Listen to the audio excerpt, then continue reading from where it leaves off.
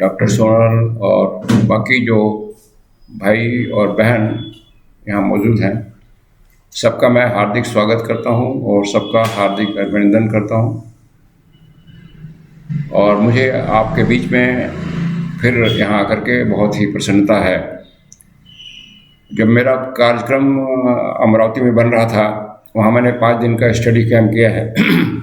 तो मैंने ब्रदर राउत से फ़ोन किया कि अगर आपको आपके इलाज को सुविधा हो तो मैं अकोला भी 1 दिन के लिए आ सकता हूँ। और ही वॉज वेरी काइंडली मुझे तुरंत कहा कि नहीं आप आइए and we'll have get together और लॉज की मीटिंग। तो उसी सिलसिले में हूँ। मैं कल आया अमरावती से, वहाँ पर स्टडी कैंप करने के बाद, और आज आपके साथ हम लोग वार्तालाप करेंगे। और कल मैं जाऊँगा अपने जो रेजिडेंशियल प्लेस है लखनऊ सिटी में। तो विषय ब्रदर राउत ने खुद चुना है, the science of the soul. और ये विषय हमने अभी वहाँ लिया था डीआर में, जो विजडम स्कूल प्रोग्राम था।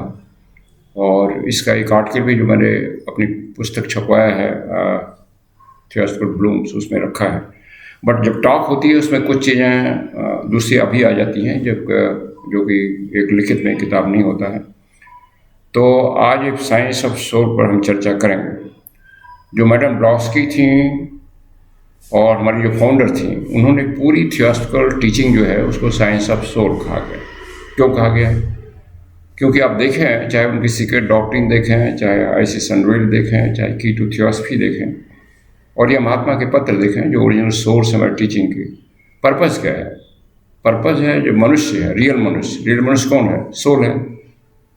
वो अपना जीवन अपनी कैसी चलाए, वो अपनी मानसिक जो क्षमता है और मानसिक सोच है, उसकी दिशा है, कैसे बदले, कैसे सोच करे, जिससे जो उद्देश्य है वो फुलफिल हो। उसके उद्देश्य क्या है, पूरा जो डिवाइन प्लान चल रहा, पूरा विकास चल रहा, उसको गति दे सके, उसको इम्पेटस दे सके, और उसके हम एक तरह से को वर्कर और को डायरेक्टर बन सके। और फाइनली जो लक्ष्य रखा गया है मानवता का इस कल्प में जीवन मुक्त अवस्था तक पहुँचने का, उसको प्राप्त कर सकें। और नॉट ओनली केवल अपने लिए, बट पूरी मानव समाज के लिए, और न केवल मानव समाज के लिए बल्कि जितने भी किंगडम इवोल्यूशन कर रहे हैं उसमें मनुष्य अपना योगदान कैसे दे। तो जैसे उसके इसीलिए उसको साइंस ऑफ सोल कहा गया है। और उसमें नॉट ओनली ह्यूमन सोल, उनकी टीचिंग में group soul, animal soul, over soul जिसको हम परमात्मा कहते हैं, वो क्या है, वो परमात्मा का ओवर सोल क्या है, और कैसे हम सभी उसके साथ तारतम्यता में हमेशा हैं, ये उन्होंने बताया।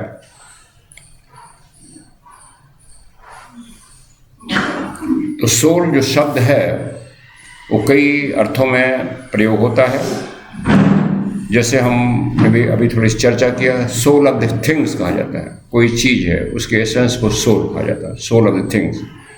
जैसे कोई टॉक हो तो कल कोई पूछ सकता है उस टॉक का एसेंस या स्पिरिट या सोल क्या था, उसको 2-4 लाइन में बताइए। फिर आता है soul of the animal plant, जिसको थियोसॉफी कहती है, ग्रुप सोल होता है, समूह होता है। और फिर मनुष्य के लेवल पर इंडिविजुअलाइज सोल हो जाता है, हर एक का अलग सोल, हमारा अलग सोल, आपका अलग सोल। एनिमल लेवल पर ऐसे नहीं है, एनिमल पर एक स्पेसीज वाइज सोल है, कुत्तों का, बिल्ली का, और इसी तरह प्लांट पर स्पेसीज वाइज है। फिर देवताओं का सोल है, सभी का सोल है, इवन जो ईश्वर है उनका सोल है। और फिर ओवर सोल, जो इसमें मैनिफेस्टेड ईश्वर है, उनका ओवर सोल, वो हमारी सभी सोल का इंटीग्रेशन है। जैसे हमारे सब बॉडी के जो कण हैं, बॉडी के जो कोश हैं, सेल्स हैं, उनका अपना सोल है, और उनके सोल का इंटीग्रेशन हमारी चेतना को प्रभावित करता है। लेकिन हमें कुछ इंडिपेंडेंट पावर है जो ह्यूमन सोल को अपनी बॉडी के सोल से। तो इस पर हम लोग चर्चा करेंगे। मनुष्य को समझने के लिए हर एक धार्मिक प्रथाओं में बात आती है, मनुष्य क्या है, संरचना क्या है। क्योंकि ये माना गया है सब जगह कि जो फिजिकल बॉडी दिखाई पड़ रही वो संपूर्ण मनुष्य नहीं है या वास्तविक मनुष्य नहीं है। वो एक मनुष्य जो टोटल मनुष्य है, टोटल रियलिटी उसका एक हिस्सा है, जरूरी हिस्सा है, लेकिन टोटलिटी वो नहीं है। मॉडर्न साइंस केवल जब मेडिकल साइंस या जो फिजियोलॉजिकल साइंस, वो केवल हमारे फिजिकल बॉडी की अन्वेषण करता है, उसकी बीमारी को देखता है, वो भी पूरी तरह नहीं समझता, लेकिन जो ऑकल्ट साइंस है हमारे सभी जो सोल है, जो सभी बॉडीज़ हैं, उसको अध्ययन करने की कोशिश करता है और संपूर्णता रूप में मानव को समझता है या सोल को समझने की कोशिश करता है। तो उसी परिदेश में सीक्रेट डॉक्ट्रिन में जो मॉडर्न फिलॉसफी वॉल्यूम 2 के एंड में 10 समराइज पॉइंट देती हैं, तो एक पॉइंट पे कहती हैं कि पूरी प्रकृति ट्रियून है, त्रियामी है, 3 एस्पेक्ट। और इसलिए चूँकि मनुष्य प्रकृति का एक अटूट हिस्सा है, इसलिए मनुष्य भी ट्रियून है, त्रियामी, 3 एस्पेक्ट। 3 एस्पेक्ट माने एक तो हमारा फिजिकल शरीर है, उसको ऊर्जा शक्ति देने वाला, उसको प्राण शक्ति देने वाला उसका एस्ट्रल एलिमेंट है, जिसको उन्होंने सोल कहा, वो सोल है। उसमें जो शब्द आए थे, जो शुरू में थे, उसको शायद लिखा जा रहा था। सोल शब्द जो है उतनी क्लैरिटी नहीं आई थी, इसलिए उसमें सोल को एस्ट्रल सोल कहा दिया गया। बाद में मनुष्य को सोल माना गया।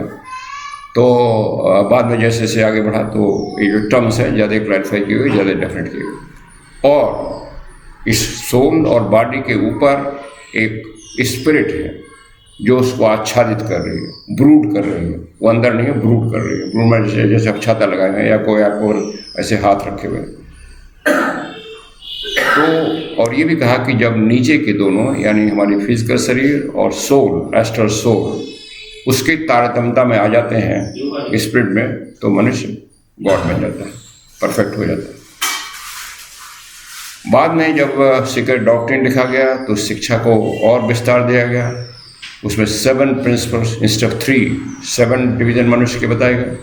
मनुष्य 7 आयामी है, 7 पर्ण है, 7 पत्तियों का पौधा है।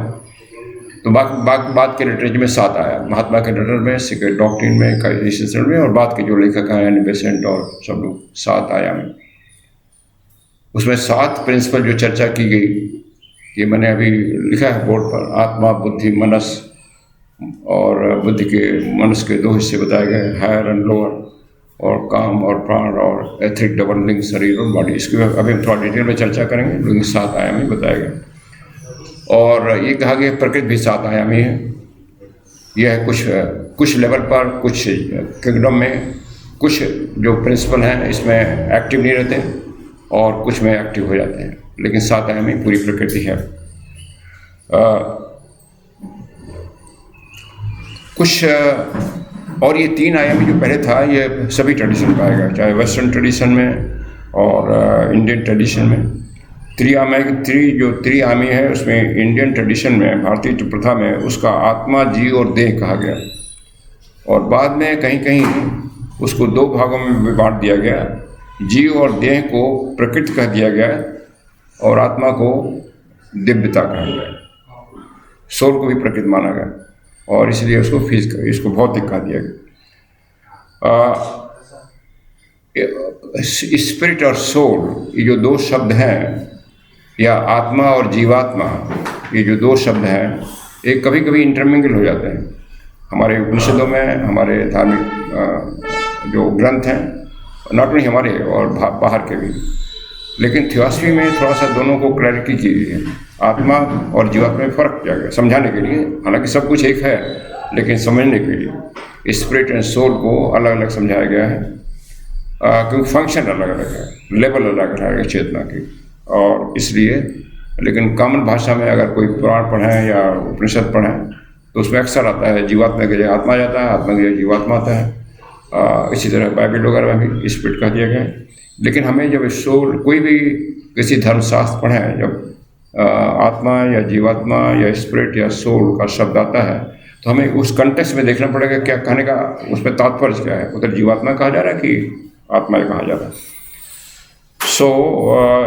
जो थियोसॉफी की जो पूरी टीचिंग है, वो एक तरह से सोल की यात्रा है, ह्यूमन सोल की यात्रा, और उसको तीर्थ यात्रा कहा गया, पिलग्रिमेज कहा गया। तीर्थ यात्रा कहा, जैसे हम तीर्थ यात्रा जाते हैं गंगोत्री या जमुनोत्री, तो कहाँ जाते हैं? गंगा की ओर जाते हैं, पहाड़ पर चढ़ते हैं, गंगा के उद्गम की ओर जाते हैं। तो इसी तरह जो सोल है, उसका जो उद्गम है ब्रह्म कह रहे हैं, परम कह रहे हैं, परमात्मा कह रहे हैं, जो शब्द है उसकी ओर जाने की यात्रा है, सारी यात्रा। चाहे जो किसी स्टेट में हो, चाहे वो किसी लिंग का हो, किसी जात का हो, कोई भी काम कर रहा हो, इवन क्रिमिनल जो सो काल पापी है वो भी वो तीर्थ यात्रा कर रहा है अपने अपने लेवल पर। सभी उस तीर्थ यात्रा में तीर्थयात्री हैं और सभी का लक्ष्य वहाँ तक पहुँचना।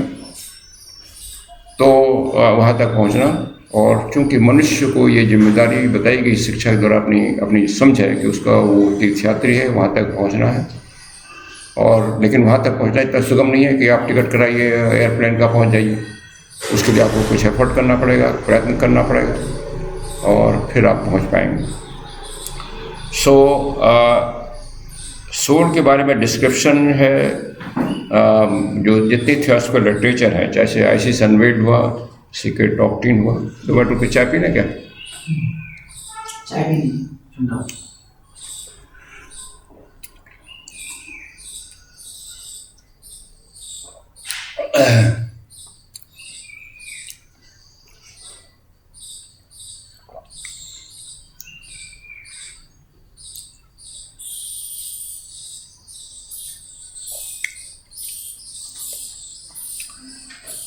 इसीलिए जो सारी अभी तो टॉक में तो सुन रहे होंगे ना, मालूम चले।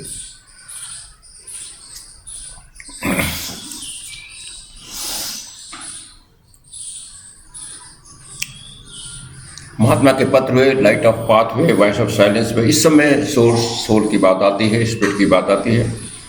और इसी तरह जो हमारे धार्मिक ग्रंथ हैं, जैसे भगवद गीता हुआ, उपनिषद हुआ, पुराण हुए, इनमें बाइबल में सब में सोल स्पिरिट की बात हो रही है। कुरान में रूह कहा गया, यहाँ पर अलग अलग शब्द इस्तेमाल किए गए, लेकिन हर एक धार्मिक कथाओं में सोल का कुछ न कुछ वर्णन किया गया है। और ये कहने का एक दिशा दी गई है कि वो चीज़ ज़्यादा रियल है दैन हमारा फिजिकल बॉडी, और उसका कैसे केयर करना है। ये जो डिस्क्रिप्शंस है कभी कभी इंटरमिक्सिंग होते हैं, जैसे मैंने कहा जो शब्द हैं जीवन, जीवात्मा वगैरह। और जैसे महात्मा ने एक पत्र में पांचवा जो प्रिंसिपल है मनस को, उसको उन्होंने एनिमल सोल कह दिया है, लेकिन बाद में आगे के पत्र में एनिमल सोल नीचे वाले कहा गया, जो देहात्मा, एस्ट्रल सोल और काम मनस को। तो जो बॉडी को एनिमेट करता है, और बाद में उसको जो उन्होंने मनस प्रिंसिपल को इंटेलेक्चुअल सोल कहा। फिर बाद में क्लासिफिकेशन में जब और पढ़ा उसको फिर ह्यूमन सोल कहा गया, और फाइनली कहा गया रियल ह्यूमन वही है जो मनस है, और वही बार बार जन्म लेता है। थियोसॉफिकल लिटरेचर में जैसा मैंने बताया कि एनिमल सोल को, इंटेलेक्चुअल सोल और इस सब को थोड़ा सा अलग अलग समझाया गया है। अब जैसे इसमें देखें 7 प्रिंसिपल की बात है, आत्मा और बुद्धि को मोनेड कहा गया है। बाद में जो फाइनल क्लासिफिकेशन है, आत्मा को हायर सेल्फ कहा गया। आत्मा क्या है? एक यूनिवर्सल प्रिंसिपल है, वो किसी का इंडिविजुअलाइज नहीं है, मनुष्य का, जानवर का, पेड़ पौधों का, सभी का आत्मा है। उसको हम ये नहीं कहते कि हमारी आत्मा आपकी आत्मा, लेकिन आत्मा का एक रे हमारे ऊपर आता है। इसको एग्जाम्पल किया गया है, जैसे ये पूरा हमारी छत है और इसमें कहीं कहीं छेद है और पूरा सूर्य चमक रहा है, तो सूर्य की पूरी रोशनी जहाँ हम बैठे हैं उतना प्रकाश आएगा, वो आत्मा है, बट वो अलग नहीं, वो पूरा प्रकाश सूर्य का इकट्ठा है, तो आत्मा कहा गया है। और नेक्स्ट जो है बुद्धि है। बुद्धि जो है वो प्रकृति की हाईएस्ट लेवल मानी जाती है, माने डिवीजन का, वो डिवीजन वहाँ पर जो भी फाइनल डिवीजन वहाँ पर का, उसके आत्मा पर कोई डिवीजन नहीं करता। और इसलिए बुद्धि को कभी कभी स्पिरिचुअल सोल भी कहा गया है, हमें लिखना भूल गए, स्पिरिचुअल सोल, इन दोनों को मिलाकर।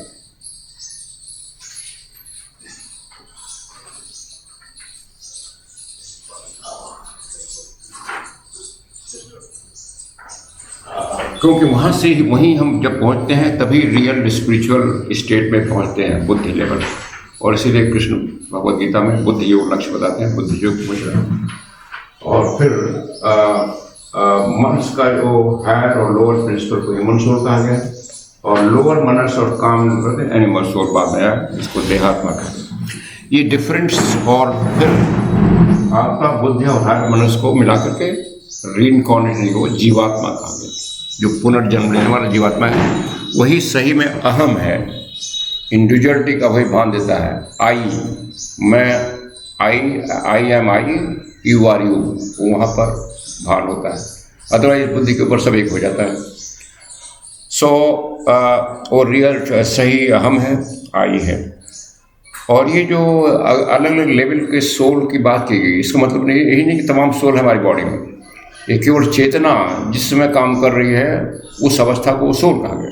जैसे मान लीजिए भोजन कर रहे हैं या कोई ऐसी सांसारिक इच्छा वाला काम कर रहे हैं, किसी से प्रेम कर रहे हैं, घृणा कर रहे हैं, तो हमारा चेतना जो है नीचे काम में है, जो काम प्रिंसिपल, तो उसमें देहात्मा एक्टिव है, ये कह देंगे।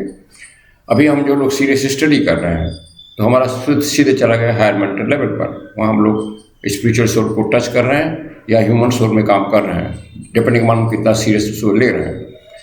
और रीइंकार्नेटिंग तो जो होगा, जो मरने के बाद जो यात्रा करेगा, जो पिलग्रिम जो है वो रीइंकार्नेटिंग ईगो है। लेकिन वास्तविक पिलग्रिम मोनेड है। मोनेड जो शब्द है पाइथागोरस की फिलॉसफी से है। मोनेड माने यूनिट, आप सभी जानते हैं।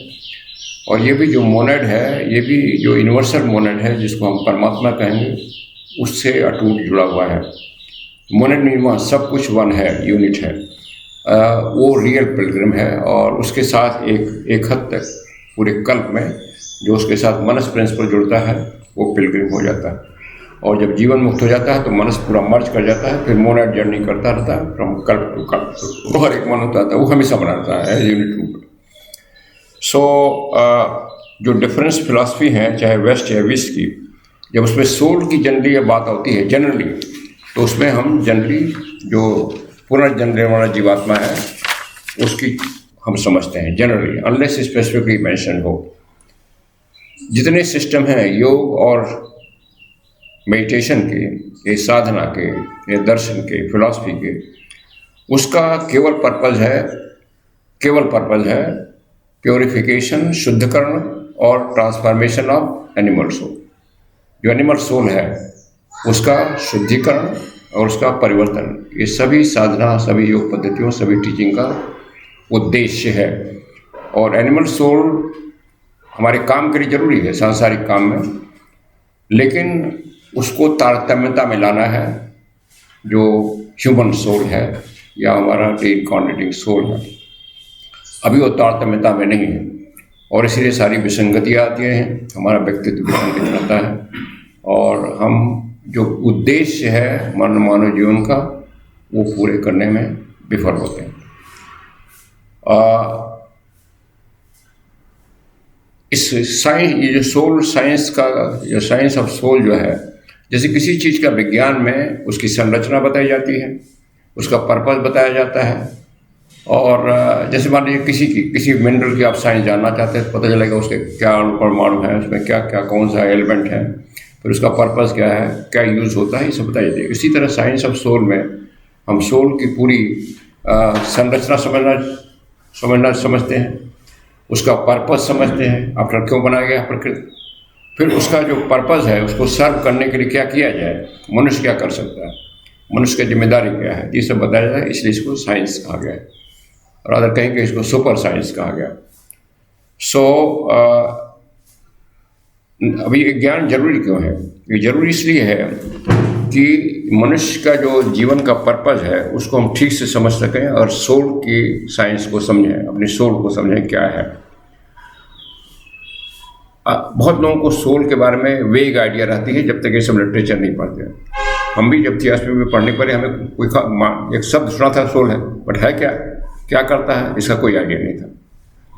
तो नेचर, स्वरूप, हमें अपना स्वरूप पता चलता है इस अध्ययन से, और ये पता चलता है कि पूरे विकास में हमारा स्थान क्या है, कहाँ हम स्टैंड करते हैं।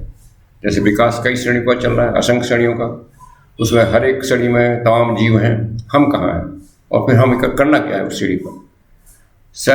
हम उस पूरी प्रक्रिया में जो डिवाइन प्लान चल रहा है विकास का, उसमें हम कैसे सहकर्मी बन सकते हैं, सहनिदेशक बन सकते हैं, जो मानव पर्पस का, मानव जीवन का एक उद्देश्य है। और चौथा यह है कि हम एक स्पिरिचुअल फोर्स कैसे बन सकते हैं पूरी मानवता के कल्याण के लिए, अगर हम अपने सोल की संरचना समझ लेते हैं। ये 4 मुख्य उद्देश्य हैं जिसके लिए हमें जानना है इज साइंस ऑफ सोल। अब सोल की नेचर क्या है, उसकी स्वभाव क्या है, प्रकृति क्या है, इसको एंशिएंट फिलोसफर्स ने सभी कहा है, बताया है, और हमारी थियोसफी बताती है, महात्मा बताते हैं, सीक्रेट डॉक्ट्रिन बताती है अलग अलग शब्दों में। तो थोड़ा हम देखेंगे आज। सोक्रेटिस जो सुकरात थे, ग्रीक के बहुत पुराने फिलोसफर, बहुत प्रसिद्ध फिलोसफर सुकरात, वो कहते हैं कि सोल का जो अस्तित्व है शुरू से है और ये अमर है। शुरू से क्या मतलब, जब से सृष्टि बनी है। ये थियोसफी मानती है जो सोल है, जो मोनेड है, जब से सृष्टि बनी है तब से है। आपका हमारा सोल अभी नहीं बना है 100-200 साल के, 1000-2000 साल के, 1,02,000 साल के, करोड़ों अरबों साल पुराना। ऑफकोर्स अलग अलग स्टेट में है, पहले एलिमेंटल से गुजरा, फिर मेंटल से गुजरा, दोस्त थिंग वो चीज़ें हैं। बट वही कह रहे हैं कि सोल जो है, ये जो है, इसका अस्तित्व है शुरू से है और ये इमॉर्टल है, ये कभी ख़त्म नहीं होता, प्रलय में भी ख़त्म नहीं होता। मोनाइड उसका अभी ही सोल, अभी यहाँ जो सोल कह रहा है सोक्रेटिस, पर उनका उद्देश्य मोनेड से हो गया, क्योंकि मोनेड को भी कॉमन भाषा में सोल कहा दिया था।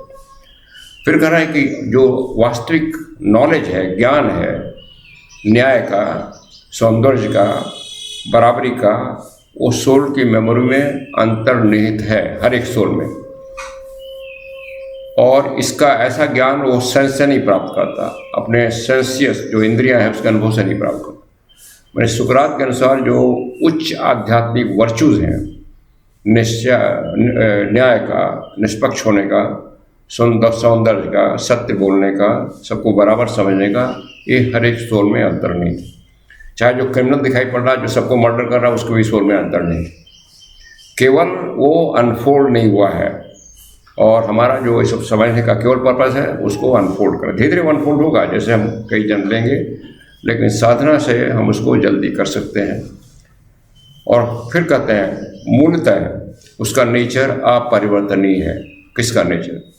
वही मोनेड जीव का अपरिवर्तनीय इन द सेंस, वो जो है उसको हम हार्म नहीं करते, उसको चोट नहीं पहुँचते, केवल वो अपनी शक्ति अनफोल्ड करता है। उसको तो अमर कहा दिया गया।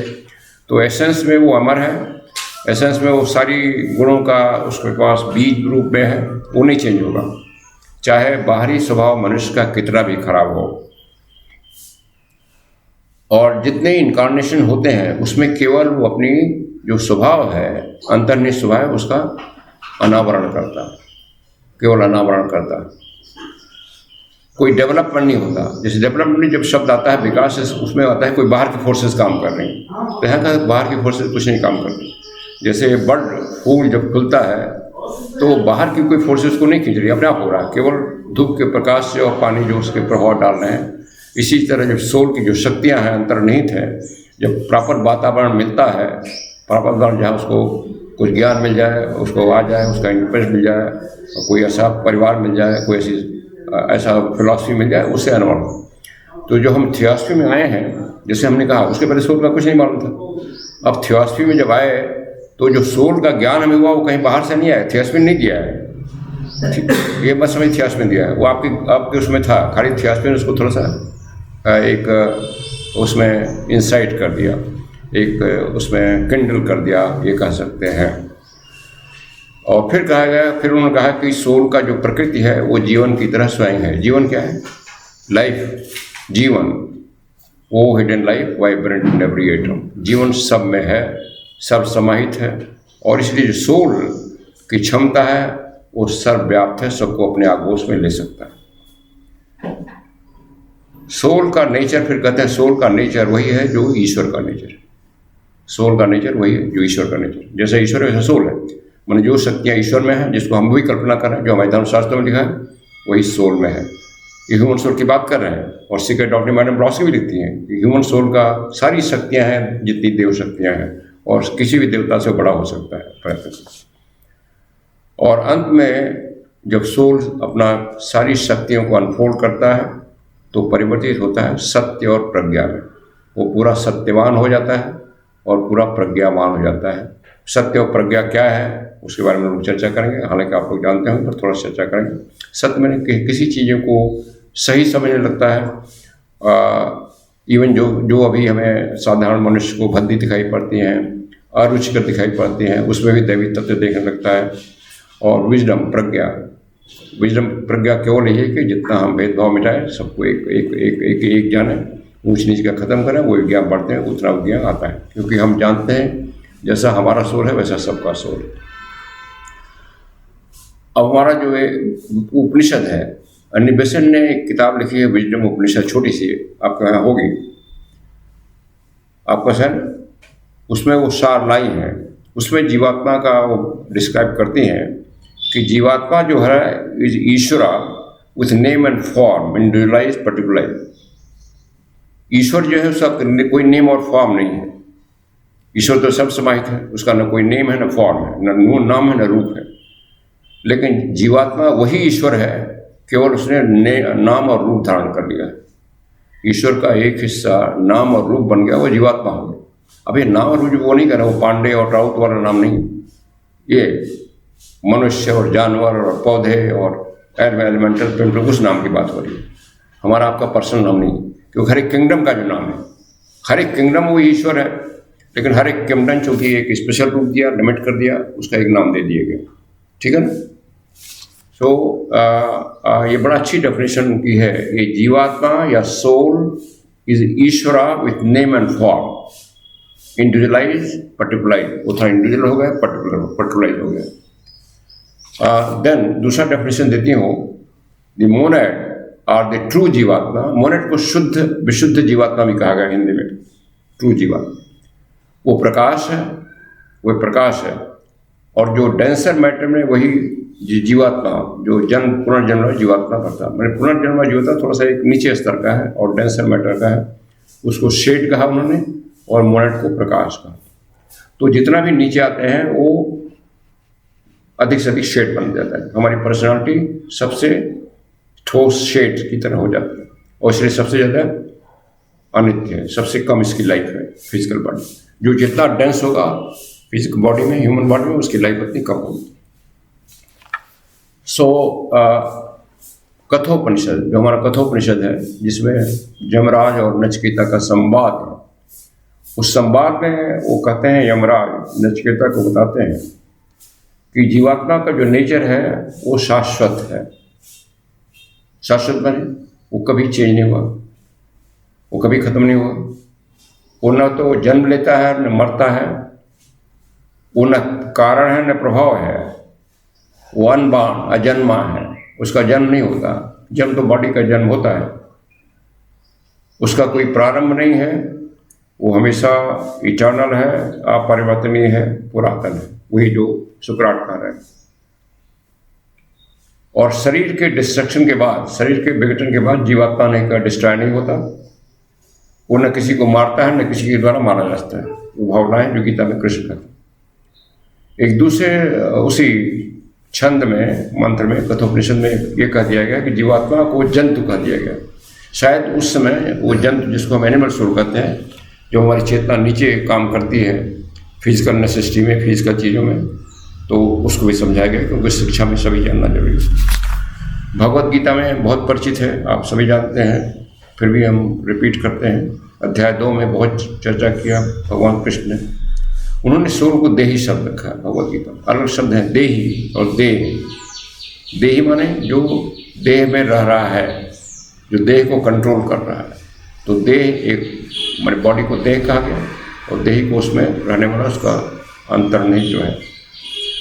देह में जो देही है वही हमारा बचपन, हमारा युवावस्था, हमारी वृद्धावस्था को अनुभव करता है, और वही फिर दूसरे शरीर में जाता है, नया शरीर में जाता है। तो ये केवल बॉडी होती है जो बचपन में छोटी होती है, फिर युवा होती है, फिर बूढ़ी होती है। सोल नहीं होता। सोल का न कोई बचपन है, न युवावस्था है, न वृद्धावस्था है, केवल बॉडी होती है। जैसे हम कहते हैं, जैसे हम कपड़ा पहनते हैं, फिर नया कपड़ा पहनते हैं, धीरे धीरे घिसता है, पुराना होता है, और फिर वो फट जाता है। बट हमारी बॉडी उस तरह का नहीं फटती है। सो यह है। और फिर उसमें कहा गया उसी शब्द में, जो श्लोक है 21 में, ये अविनाशी है, परपेचुअल है, हमेशा रहता है, अजन्मा है, वही जो कठोपनिषद में कहा गया, और कभी इसका कम नहीं होता, और इसी को मारा नहीं जा सकता। और फिर हो जाता है फेमस उपमा जो कृष्ण का, जैसे मनुष्य फटे पुराने कपड़ों को बदलता है या अपनी देह को बदलता है। फिर हथियार उसको बांध नहीं सकते, पानी भिगो नहीं सकता, आग जला नहीं सकती, वो सब बर्न लफ्ज़ भी परिचित है। और ये देही है, ये हर क्षण किसी भी समय इनवल्नरेबल है, मैंने इसका कोई हार नहीं था, कोई चोट नहीं पहुंचाई इसके किसी के द्वारा नहीं।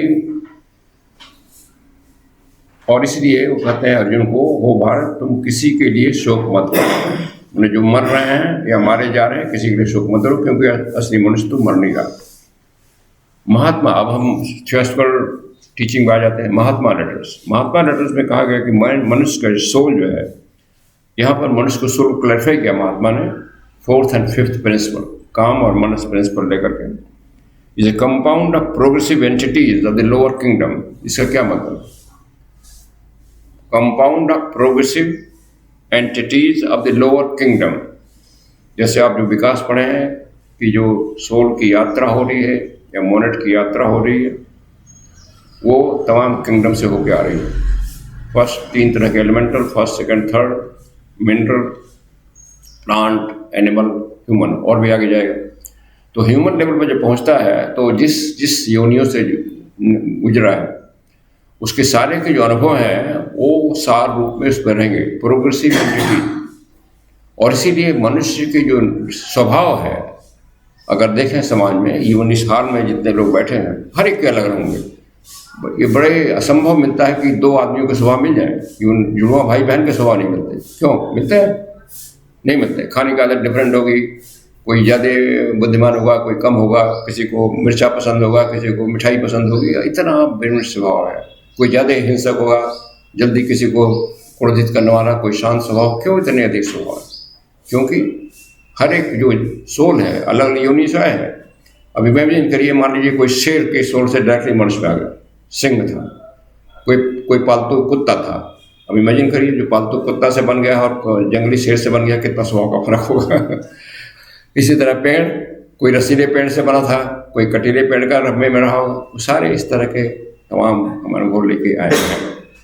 और इसीलिए रीजन है कि मनुष्य का स्वभाव इतना अधिक विभिन्नता पाए हुए है। लोअर किंगडम इतनी विभिन्नता नहीं पाएंगे।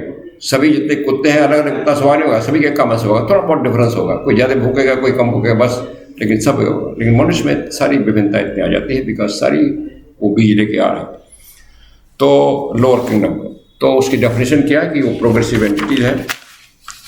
और फिर आगे कहते हैं 6वां और 7वां प्रिंसिपल जो बुद्धि है और प्लस आत्मा, वो इटर्नल है, शाश्वत है, अपरिवर्तनीय है।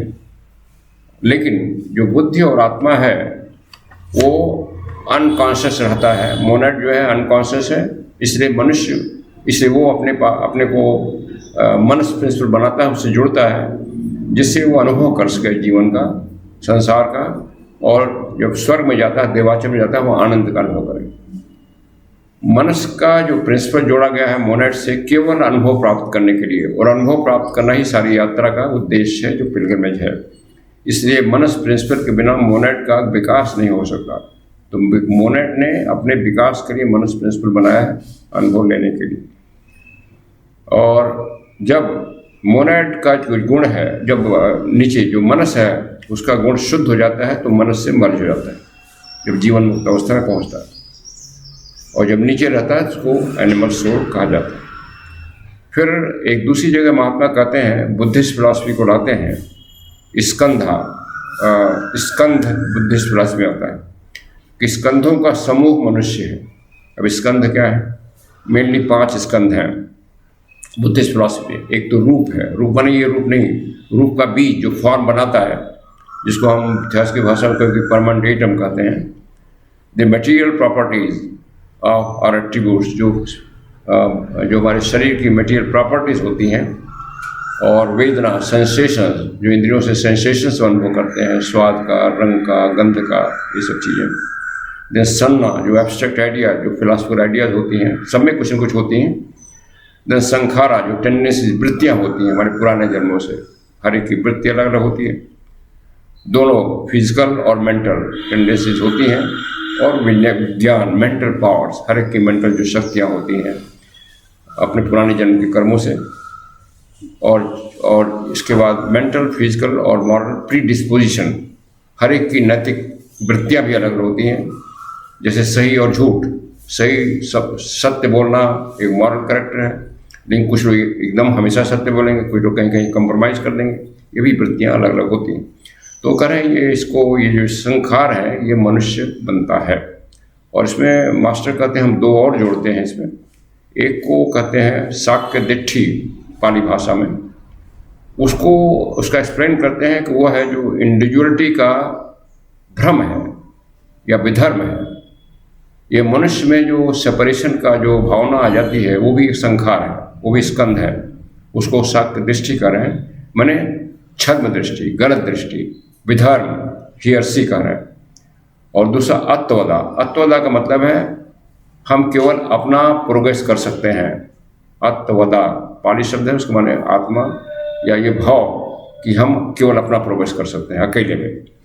और कहते हैं इसी भ्रम से, इसी विधर्म से जो मनुष्य में ये विश्वास आ जाता है कि वो किसी प्रार्थना, किसी पूजा, किसी धार्मिक अनुष्ठान से अपना विकास कर सकता है। ये बहुत ही इम्पोर्टेंट इनका सेंटेंस है महात्मा कि जो दो स्कंध हैं कि अलगावपन का और ये भाव कि हम केवल अपना अलग से विकास कर पाएंगे पूरी मानवता के से अलग होकर के, यही सारी जो है विश्वास को पैदा करता है। हम किसी पूजा पाठ, किसी धार्मिक अनुष्ठान, किसी सेरेमनी के द्वारा, किसी की देवता की प्रेयर करके, कोई पूजा करके, गंगा में नहा करके, मक्का जा करके, तीर्थयात्रा करके अपना विकास कर सकते हैं। कहते हैं ये विश्वास आ जाता है और इस विश्वास से मनुष्य की प्रगति रुकती है। कौन सी प्रगति? आध्यात्मिक प्रगति। अब सीक्रेट डॉक्ट्रिन पढ़ते हैं। सीक्रेट डॉक्ट्रिन में मैडम ब्लॉस्की लिखती हैं जो मनुष्य है वो तमाम फोर्सेस का अमलगम है, मिक्सचर है। कौन सी forces? Magnetic, sympathetic, antipathic, nervous, dynamic, occult, mechanical, mental, every kind of force.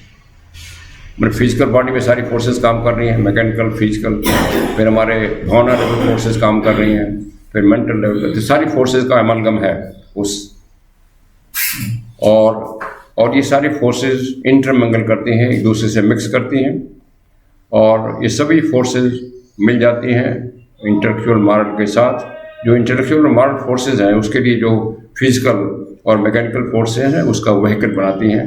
मैंने कहने का मतलब बिना फिजिकल और बॉडी के या बिना फिजिकल फोर्सेस के हम ऊपर इंटेलेक्चुअल या स्पिरिचुअल फोर्सेस को प्रयोग नहीं कर सकते, और इसलिए फिजिकल फोर्सेस का भी महत्व है।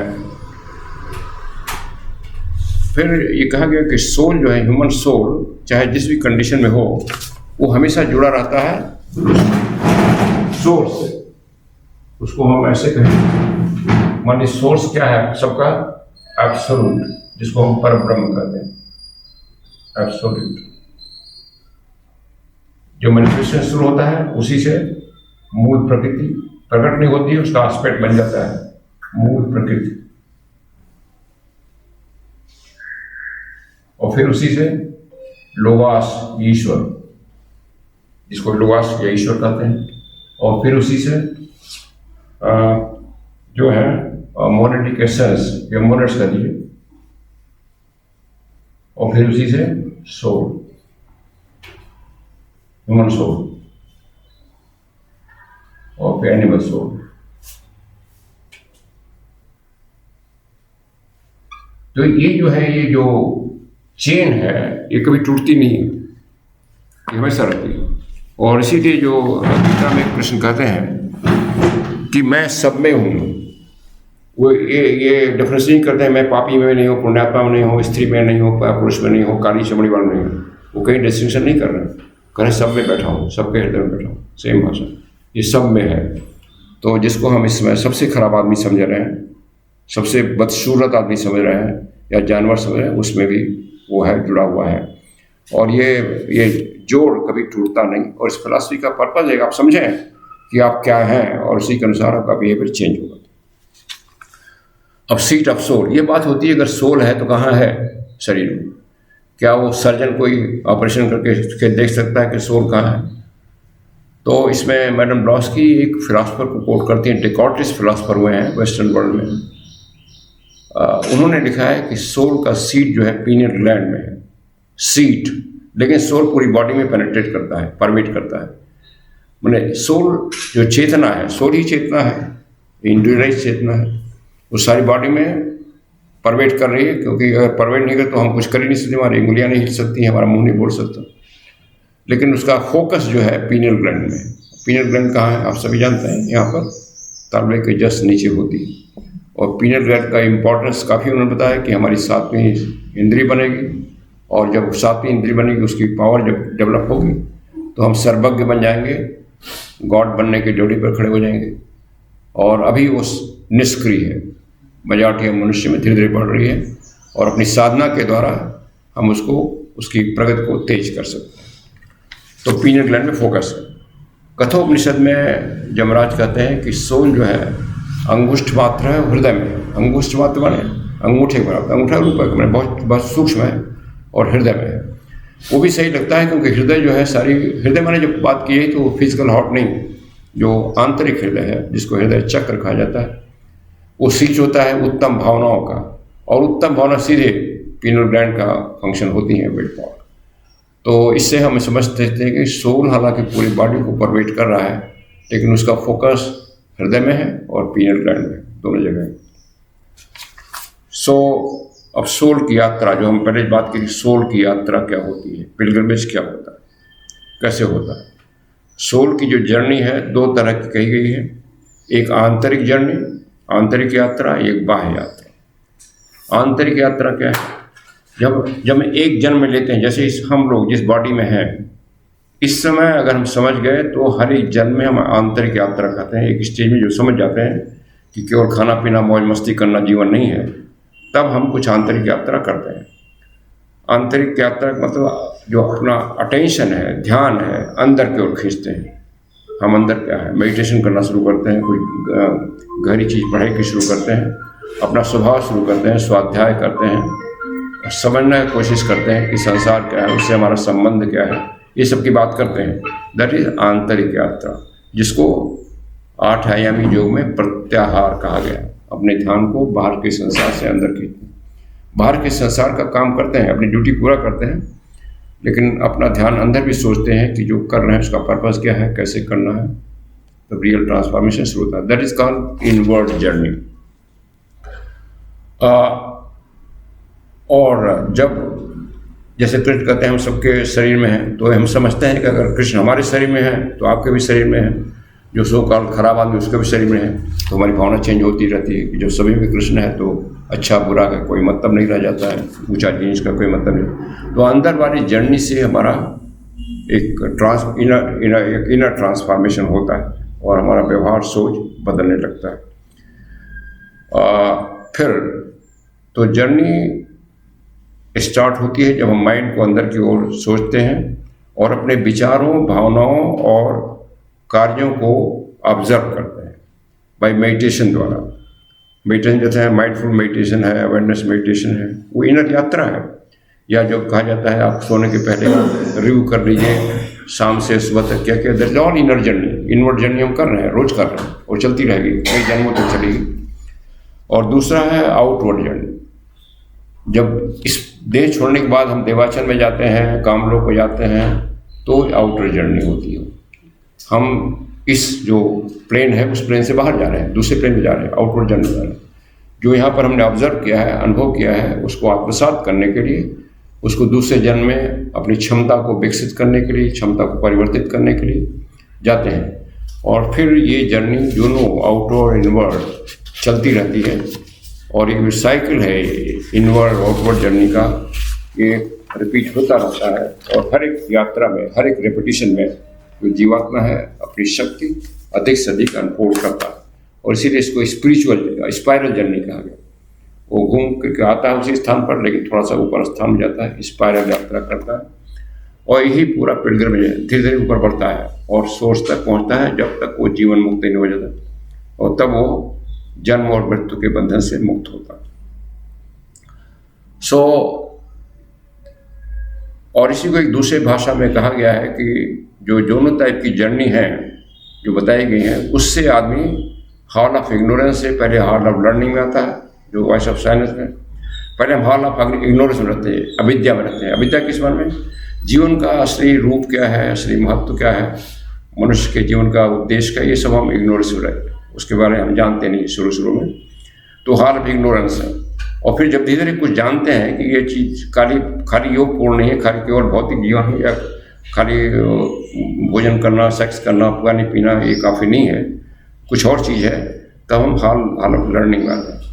फिर जब लिटरेचर पढ़ते हैं, लोगों से समझने की कोशिश करते हैं, मेडिटेशन करते हैं, ये सब चीज़ शुरू होती है। और यह एक धार्मिक प्रथाओं में ये उद्देश्य है, that is called hall of learning. Hall of learning में हमें थोड़ी फ्री विल होती है, और उसमें ये भी होती है कि हम अपने को प्रगति कितना कर सकें। हर एक मनुष्य को विल पावर दी गई है। इनफैक्ट मैडम ब्रॉस्की कहती है जो विल पावर है वही सर्वोच्च पावर है, वही शिव शक्ति है, और उसको इस्तेमाल करके मनुष्य इस जीवन में चाहे भौतिक उपलब्धि या आध्यात्मिक उपलब्धि कुछ भी प्राप्त कर सकता है, इतनी शक्ति है। तो विल पावर को हम इस्तेमाल करते हैं धीरे धीरे, और उससे जो यात्रा का उद्देश्य है उसको फुलफिल करते हैं।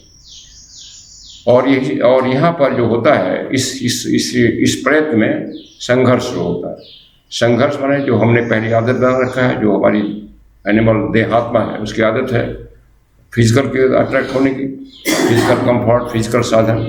और जब हम इनर जर्नी करने लगते हैं तो पुल होता है कि नहीं उधर से मुड़ उधर जाओ, तो दोनों में रस्साकसी होती है।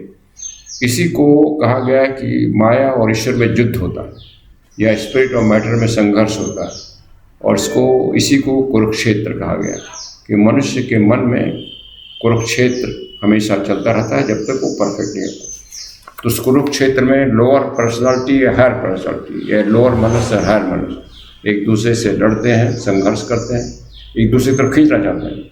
लोअर मनुष्य हायर मनुष्य को अपनी तरफ खींचता है, हायर मनुष्य अपनी तरफ खींचता है। बीच में जो मनुष्य को विल पावर दी गई है वो उसके इस्तेमाल करके अब उस पर डिपेंड है कि विल पावर से वो नीचे वाले को जिता दे, ऊपर वाले को जिता दे। वो क्या है? अंपायर। विल पावर हमारी अंपायर है। दो आदमी रस्सा कस्से खींच रहे हैं, अब अंपायर के ऊपर किधर सीटी बजा दे, उधर का आदमी खींच दे रस्सी को। सो वो एक कुरुक्षेत्र हमारा संघर्ष चलता है। और कुरुक्षेत्र जो है वो भी बहुत ज़रूरी है कि उसी के द्वारा हमें अनुभव होते हैं, उसी के द्वारा हम विवेक जगता है, अच्छा है बुरा क्या है, रियल क्या है, वास्तविक क्या है। जब किसी चीज़ को समझते हैं तो लोअर मन जो है अनरियल में ले जाने की कोशिश करता है, हायर मन रियल में, तब विल पावर लगाते हैं और तब हमारा विवेक विकसित होता है, जो एक प्रधान गुण है स्पिरिचुअल जर्नी में। तो संघर्ष केवल फालतू के लिए, किसी व्यर्थ के लिए नहीं देगा, वो आपको आपके उत्थान के लिए संघर्ष की अवस्था दी गई है। और लेकिन संघर्ष में कैसे निपटे उसके लिए विल पावर भी दी गई है। सो इस तरह से उसी प्रोसेस से हमारा ट्रांसफॉर्मेशन होता है। और हर एक जीवात्मा इस संसार में किसी जो मनुष्य बनती है या बन चुकी है, इस संघर्ष से गुजरना पड़ता है उसको। जो हायर के देवता हैं वो मनुष्य जीवन को पार कर चुके हैं, वो संघर्ष से गुजर चुके हैं। जो मनुष्य से नीचे हैं वो अभी तैयारी कर रहे हैं संघर्ष। उन हायर देवताओं के लेवल पर और नीचे के उन पर संघर्ष नहीं है, उनके यहाँ कोई चॉइस नहीं है कि हम ये करें ये करें। तो वो नियम के अनुसार काम करता है, जो इंस्टिंक्ट कहा गया है या गॉड का नियम कहा गया है, उनके पास चॉइस नहीं। केवल मनुष्य के पास चॉइस है नियम को तोड़ने की, गलती करने की। देवताओं और नीचे की योनियों को, जानवर पौधों को, उनको नियम के तोड़ने की कोई स्वतंत्रता नहीं। केवल मनुष्य को ही आज़ादी दी गई है नियम को तोड़े और फिर उससे कष्ट पाए, उससे चोट खाए, उससे सीखे। तो नियम तोड़ने में संघर्ष होता है। तो जितने देवता वो बन गए हैं हायर, वो सभी इस संघर्ष से गुजरे हैं मानव योनि से। और जितने नीचे के देवता हैं वो इस संघर्ष के लिए प्रतीक्षा कर रहे हैं आने के लिए बैटल फील्ड में सबको आना है। उसके बिना आए हुए कोई जीवात्मा आगे प्रवेश नहीं कर सकती। आवश्यक स्टेज है जिसको हम कहें कि बोर्ड का एग्जामिनेशन है, इसको तो पास करना ही पड़ेगा। सो अब सोल की बात होती है जब, तो हमारे लिटरेचर में आता है कि सोल को भोजन देना है। जैसे eight the feet of master में कृष्णमूर्ति कहते हैं कि भूखे आदमी को अन्न देना अच्छा काम है, लेकिन भूखी जीवात्मा को भोजन देना उससे भी उत्तम काम है। और भूखी जीवात्मा को भोजन वही देता है। उसका भोजन क्या है? उसका तो रोटी दाल चावल नहीं होता, उसका तो भोजन ज्ञान है। तो उसका भोजन वही देता है जिसके पास ज्ञान है, और ज्ञान एक्वायर करने के लिए प्रयत्न करना पड़ेगा, पढ़ना पड़ेगा, मेडिटेशन करना। दूसरा जो मेरे ख्याल से मोबाइल पर ऑफ कर दीजिए आप लोग, एकदम ये डिस्टर्ब करता है। इनफैक्ट कमरे में आने पहले कर देना चाहिए हम लोग इसमें। सो इसी तरह जो आइडियल ऑफ उसमें लाइट एंड पाथ में जो 3 ग्रेट ट्रूथ हैं कि the divine principle inside outside सब जगह है, सर्व कल्याणकारी है, उसको न छू सकते हैं, न सूंघ सकते हैं, ना उसको देख सकते हैं, लेकिन वो अनुभव कर सकते हैं अगर अनुभव करने की इच्छा हो। दूसरा जो कहा गया है, मनुष्य का सोल इमॉर्टल है, उसके वैभव और सोल की कोई सीमा नहीं है। और तीसरा, मनुष्य स्वयं अपना भाग्य विधाता है, अपने कर्मों का नियंता, अपने को पुरस्कार दंड देने वाला, कोई बाहर की शक्ति उसको पुरस्कार दंड नहीं देती। तो इस 3 को महान सत्य कहा गया है। और फिर कहा गया है कि feed the hungry soul with this truth, जो भूखा सोल है उसको ज्ञान दीजिए। भूखा सोल, हर एक मनुष्य का सोल भूखा है ज्ञान प्राप्त करने के लिए। कहीं कहीं इसको प्रकाश कहा गया है कि सोल को अंधकार में प्रकाश दी, वैसे से प्रकाश लाया गया है कि टिमटिमाते वो जो अंधेरा यात्री चल रहा है अंधेरे में, उसको टिमटिमाता जो तारा है उसकी तरह प्रकाश दीजिए, उसके रास्ते को दिखाइए। तो प्रकाश दिखाना या भूख का भोजन देना सोल को एक ही चीज़ है, मैंने उसको अपने अविद्या से बाहर हटाना, उसका नेचर बताना और उसको काम क्या है, कैसे करना। तो कैसे किया जाए, भोजन कैसे किया जाए। जैसे हम अपने बॉडी को भोजन देते हैं शुद्ध और एक सात्विक भोजन, या जिससे स्वास्थ्य अच्छा हो ऐसा भोजन करते हैं, चुनते हैं अपने शरीर को स्वस्थ रखने के लिए, उसी तरह से जो जीवात्मा है उसको स्वस्थ करने के लिए, उसके उद्देश्य को पूरा करने के लिए किस तरह का भोजन दें। अब वो भी तमाम हमारे फिलॉसफी में है। मुख्य कुछ पॉइंट्स उसमें हम जो रखा है उसको है, ग्रीक फिलॉसफी कहा गया कि right the good the true, हमेशा सही काम करें, हमेशा अच्छा काम करें और हमेशा सत्य का अन्वेष, सत्य का पालन करें। ये सुकरात कहते हैं, right truth good and beautiful, right true and good. ये प्रारंभिक अवस्थाएं हैं। योग में यम और नियम, 5 यम 5 नियम कहते हैं, उसके फूड होते हैं सोल के। जब 5 यम फॉलो करते हैं, 5 नियम का, तो वो सोल का भोजन होता है, वहीं से उसका पोषण शुरू हो जाता है। और या बुद्धिज्म में पंचशील सप्तशील बताई गई है। Then at the feet of master 4 qualification है, विवेक, वैराग्य, खट संपत्ति, सदाचार और प्रेम, ये सारे भोजन के उसके भोजन हैं। देन 7 परमितास, पोर्टल्स। देन बाइबल में कमांडमेंट्स हैं, 10 कमांडमेंट हैं। ओल्ड टेस्टमेंट में सरमन ऑन माउंट है, न्यू टेस्टमेंट में। इसी तरह बुद्ध की शिक्षाओं के 10 पॉइंट हैं, मनु धर्मशास्त्र में 10 पॉइंट हैं। तो बेसिक पॉइंट के रूप में एक इनिशियल भोजन देने की है। जैसे छोटे बच्चे को पहले हम क्या देते हैं, चम्मच से उसको दूध पिलाते हैं, तो initially that is initial stage, तो ये जरूरी है। और इनिशियल स्टेज में नहीं कोई छोटा बच्चा है, सभी का सोल जो यात्रा करता है वो बच्चे के समान है। तो ये सब जरूरी होती हैं, फंडामेंटल चीज़ हो जाती हैं कि बेसिक नियम को, बेसिक एथिकल जो नियम है, जो बुराई को छोड़ना और अच्छाई को अपनाना, that is basic fundamental thing, वो शुरू हो जाती है। और ये सब हित बताते हैं जो हमने आपको जिक्र किया। और फिर उसको अलग अलग रूपक भाषा में कहा गया है कि महात्मा ने कहा कि be in the world but not of the world, माने वर्ल्ड में रहते हुए वर्ल्ड से अपने को डिटैच करिए, वर्ल्ड में सारी जिम्मेदारी पूरा करते हुए, जिसको मोह माया कहा जाता है, उसमें उससे अपने को अलग कर लीजिए। देन ये भी कहा कि मनुष्य के पास जो भी सुख सुविधाएं आती हैं उसको एंजॉय करे, जो उसके उचित मीन से आती हैं, बेईमानी से नहीं, जो भी उचित ईमानदार प्रयत्न से आती है उसका भोग करे, लेकिन उस पर शुड नॉट हैंग कर आफ्टर इट। ये नहीं उसको कल नहीं है तो उसके पीछे पागल हो जाए कि अब आज नहीं मिल रहा है, आज आपको बढ़िया खाना मिल गया, कल नहीं मिल रहा है, कहीं और है, तो आप उसको घबराइए नहीं, हैंकर मत करिए, पागल मत होइए, जो जहाँ जो मिल रहा है उसके साथ चलते रहिए। तो इसीलिए कहा कि आप डे टू डे जीवन जीजिए, क्षण टू क्षण जीवन जीजिए, पास्ट और प्रेजेंट को भूल जाइए, न तो पास्ट में रहिए न फ्यूचर में, प्रेजेंट पर रहिए, मोमेंट टू मोमेंट रहिए। इसको आगे भी कहा गया कि न तो प्रेजेंट में, न पास्ट में, न फ्यूचर में, इटर्नल रहिए, शाश्वत में, जिसको गीता में स्थित प्रज्ञ अवस्था में कहा गया कि हम किसी चीज़ से विचलित नहीं होंगे, चाहे गर्मी है, चाहे सर्दी है, चाहे भोजन कम मिले, चाहे ज़्यादा मिले, चाहे अच्छा भोजन मिले, चाहे खराब भोजन मिले, मैंने कम से कम जो हमारे बीमार न कर दे वैसा भोजन हम नहीं खाएं।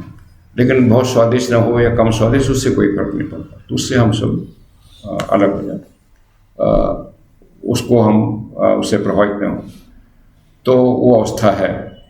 तो ये सब भी उसके भोजन है। ये अवस्थाएं क्यों, ये शिक्षा क्यों दी जा रही है गीता में या मैडम लॉस के द्वारा, ये उसके भोजन है। देन ये भी कहा जाए कि प्रेम करें सबसे, जैसे वो चौथा गुण प्रेम सबसे महत्वपूर्ण है। पर्सनल प्रेम नहीं, निस्वार्थ और सर्वव्यापी प्रेम। और प्रेम ऐसे करे दिखावा वाला नहीं रहो। प्रेम ऐसा हो जो अल्ट्रावायलेट रेज की तरह। अल्ट्रावायलेट रेज क्या कहती है? एक्सरे रे कहती है। रे दिखाई नहीं पड़ती, वो अपना काम कर देती है। वो रेज होती हैं, आप जिस पर लगाते हैं उस पर छेद कर देती है, काट देती है, लेकिन दिखाई नहीं पड़ती, या किसी चीज़ को जोड़ देती है। तो प्रेम का होना चाहिए, दिखावा नहीं होना चाहिए। दिखावा नहीं होना चाहिए। कुछ लोग प्रेम को अक्सर दिखावा करते हैं, तो हृदय से प्रेम होना चाहिए। जिससे भी प्रेम करें, हर एक किंगडम से प्रेम करें। और प्रेम का एक ही मतलब है, किसी दूसरे को हार्म नहीं कहा जाना, पहला स्टेप है। किसी को नुकसान नहीं देना, किसी को चोट नहीं पहुंचाना। चोट कई तरह की, फिजिकल और उससे ज़्यादा इम्पोर्टेंट मानसिक। मानसिक और भावना में चोट ज़्यादा गंभीर होती है दैन फिजिकल। फिजिकल चोट तो एक ही जन्म में रहती है, जो मानसिक और भावना में चोट अगले जन्म में ले जाती है और कर्म बंधन बनाती है। इसलिए किसी प्रकार की चोट किसी को न देना पहला स्टेप प्रेम का है। और दूसरा, उसके लिए निस्वार्थ उसकी भलाई के लिए कुछ काम करना। ये दो स्टेज हैं प्रेम का।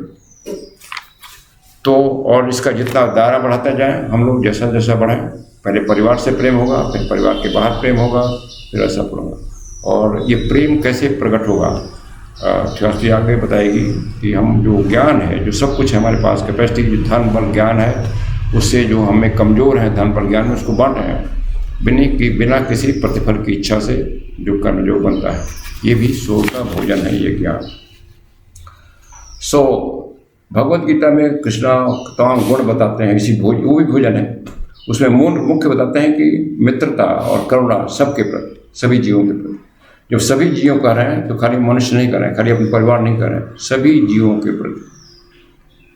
इसको मास्टर एक लेटर में लाते हैं कि be kind to everybody, to your परिवार, आपके फैमिली, आपके समाज, आपके पड़ोसी, और उनके प्रति जो आपसे छोटे हैं, या आपसे जो और कहते हैं उससे भी ज़्यादा उनके प्रति जो गलती करते हैं, उससे भी ज़्यादा देवराज जो उनसे गलती करते हैं, जो पापी जो सुकाल हैं, उनके प्रति और भी दयाल रहिए। ये नहीं कि उनको घृणा करिए, उनको कुछ पनिशमेंट करने की सोचिए। और जो हमारे नीचे योनियों में है, जानवर हैं, पौधे हैं, उनके प्रति और भी दयाल हुई। वहाँ दयाल को मतलब उनको किसी तरह का नुकसान नहीं पहुँचाए, उनको भी पोषण करने का काम करें।